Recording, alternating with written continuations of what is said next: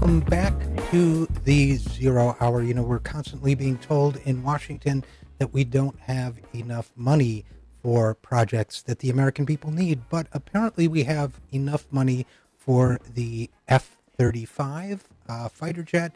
A new report from the National Security Network tells us that, according to our analysis, the F-35 lacks the capabilities to execute its primary mission and costs too much relative to its predecessors. And when we talk about costing too much, I believe we're talking about the $1 trillion range, but our next guest can tell us. Bill French works for the National Security Network as a policy analyst focusing on U.S. national security, strategy, defense policy, and Asia-Pacific security affairs, and he joins us now. Bill, thanks for joining us. Happy to be here. Listen, this is a fascinating report that you've put together here, and it tells us, well, it's called Thunder Without Lightning. Why don't you, if you would, just briefly summarize what your findings were? So our findings were taking a look at the F-35 and whether or not it is going to be capable in a cost-effective way to serve as the main bulk of the American fighter fleet in contingencies to counter what's called near-peer adversaries, that is, militaries like China or Russia that aren't quite equal to our own, but nonetheless can pose a challenge. And this is sort of the relevant question because this is the sort of justification for the F-35 and the purchase of thousands of units of the F-35 that DoD is giving most assertively.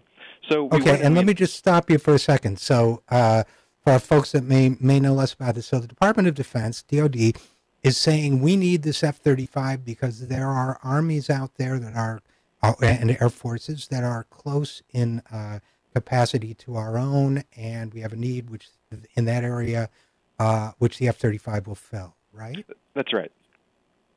So now that would mean, I would assume, that whatever we have in place now is, according to the Department of Defense, insufficient to meet that need.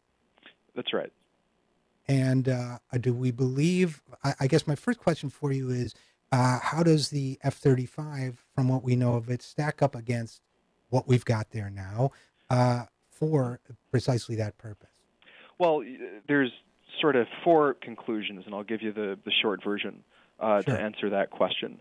The first is that when you look at the engineering, the F-35 is less maneuverable than the current aircraft, so-called fourth-generation fighter aircraft that we deploy, and less maneuverable than the key kind of foreign fighters that you would look at as being the most likely for a country like China or Russia to employ in air combat.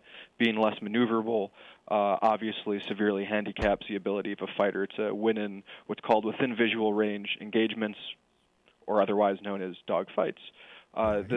The second conclusion that we came to by looking and combing through all the data is that not only is the F-35 going to have a hard time in dogfighting, but it's going to have a hard time in what's called beyond visual range combat, that is, firing long-range radar-guided missiles that's sort of considered to be the staple of modern air-to-air combat.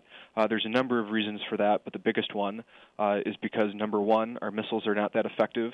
Number two, even if we were to make our missiles more effective, the payload, the number of missiles that the F-35 can carry, is very small, which means that it won't be very effective in that regard. The third conclusion that we came to in looking at the data is that the survivability, that is, how well the F-35 can stay alive and executing its missions in a hypothetical high-end war, depends almost entirely on stealth technology. Here the problem is that the type of stealth technology that the F-35 relies on is being pretty rapidly eclipsed by emerging counter-stealth sensors of a variety.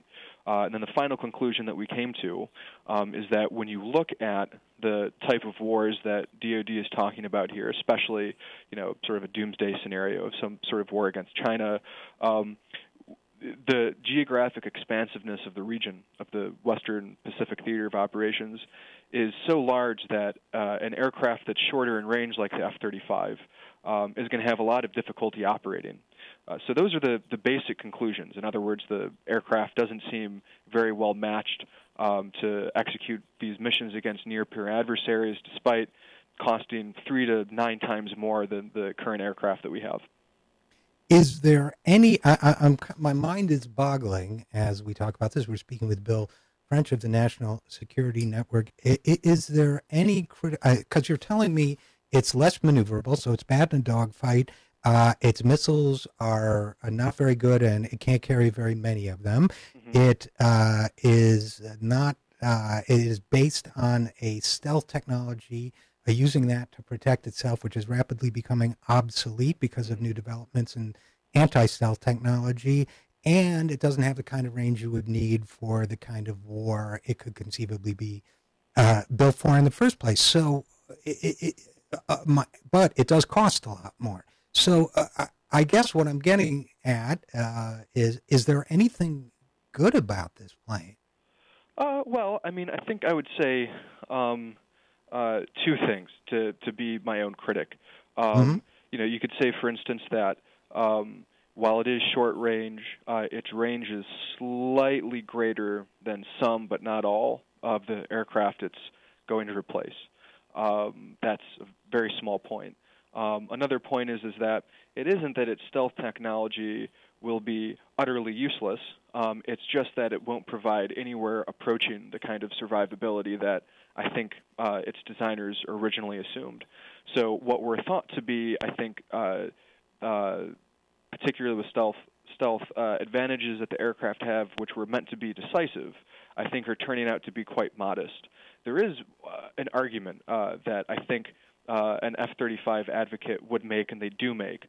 They would say that we're misrepresenting the debate, and that's because we're not appreciating the role that advanced electronics and electronic systems have on aircraft, and that these are really the F-35's advantages. And I'll try to be simple here, but here their arguments run into two problems. First, there's this idea that the F-35 has sort of exquisite long-range sensors, and this is going to give it a very big advantage. When you look at the mechanics of air-to-air combat, the problem with that is, number one, if you turn these sensors on, you give away your position. Right. That's almost universally true, which is one reason why aircraft have been shifting away from using radar to using infrared systems that don't emit a signal, that doesn't give away a position of the aircraft. So that's problem number one. Another problem is that actually the radar on the F-35 is actually not superior to Russian models based on what we know, and we don't know a lot, but based on what we know, there's pretty good reason to believe that Russian models, a system called the Urbis X, is superior in this regard. The big problem with this argument, though, is that you don't need to buy a $1.5 trillion aircraft to get access to advanced radar. Foreign militaries know this. The American military knows this. This is why you can upgrade radar and aircraft. The second argument here, really wanting to give my critics a little bit of credit and go through this in detail, is they would say, well, even within visual range, even doing dogfights, the F-35 has optical systems that will allow the pilot to see 360 degrees by projecting images of everything that's around him on his visor and be able to look around him. And this is... Well, let me jump in, Bill. A Please. visor, can't you put a visor in any plane? Can't you put a visor on a pilot no matter what plane he's flying? Well, you can, but this visor has two functions. And one of these functions applies to other planes. In fact, is already used on other planes. The other does not.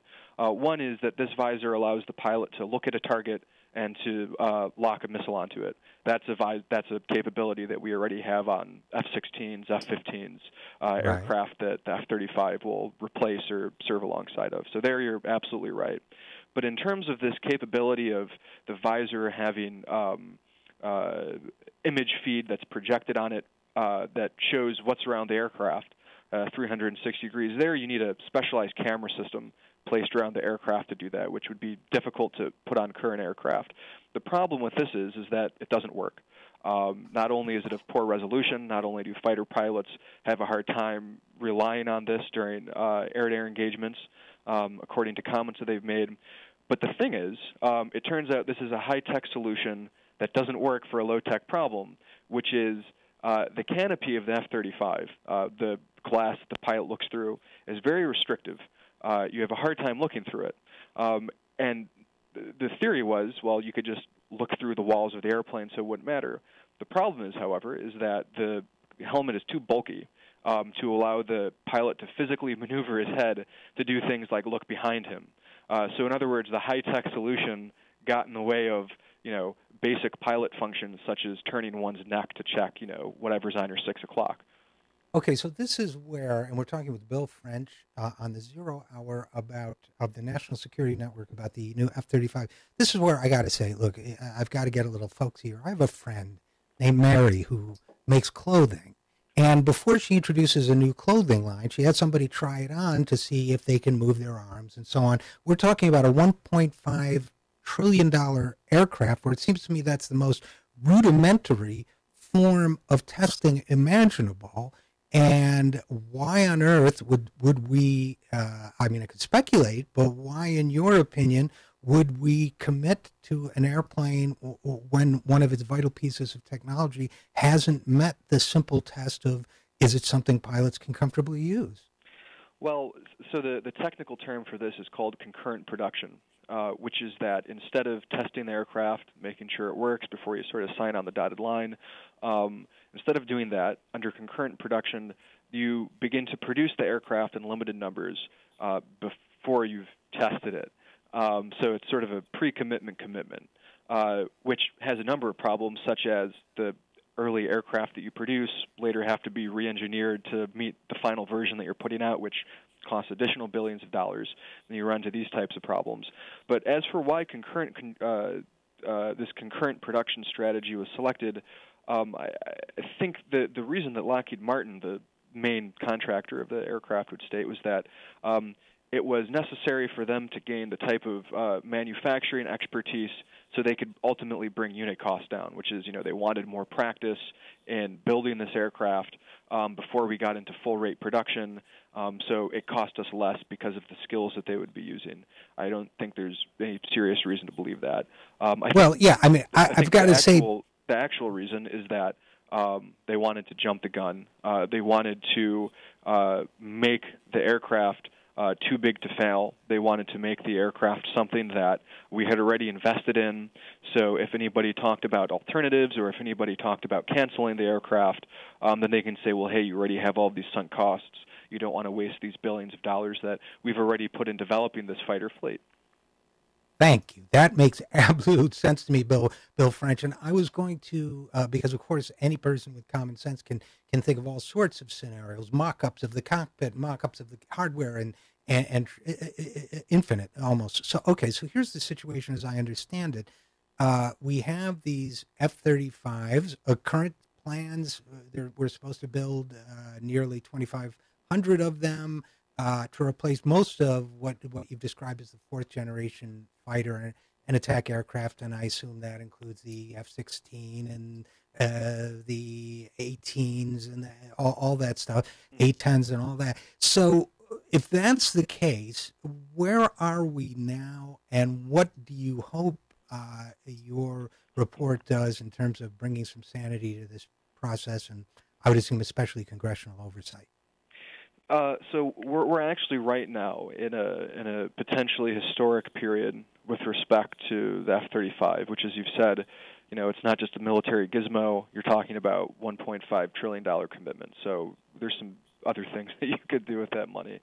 And this historic commitment, this historic period, is that General Dunford, chairman of the Joint Chiefs of Staff, announced I believe it was July 9th, in testimony, that the Department of Defense is reconsidering its commitment to a total number of close to 2,500 F-35s.